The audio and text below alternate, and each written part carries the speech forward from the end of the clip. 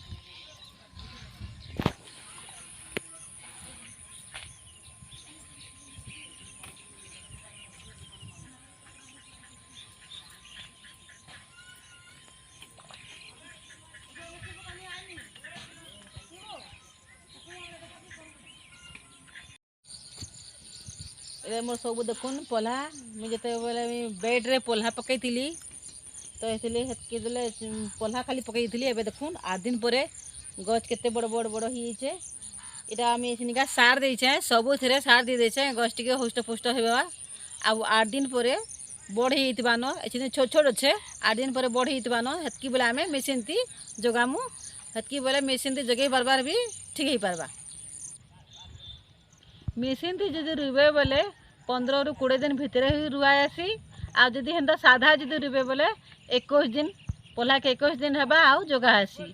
तो मोर 15 8 दिन है आउ 8 दिन गले मोर 15 दिन हो जावा तो मुई 15 दिन बाद बोले मुई मेसीन ती जगामी इटा पल्हा की आ हेतकी बेले पल्हा भी मोर बड़ बड़ हो छोट अच्छे हेतु मुई सार टिके भी देदेली। तो मोर वीडियो के आपण मन को भल लागला बोले लाइक कर देबे, शेयर करबे, कमेंट करबे, सब्सक्राइब कर देबे।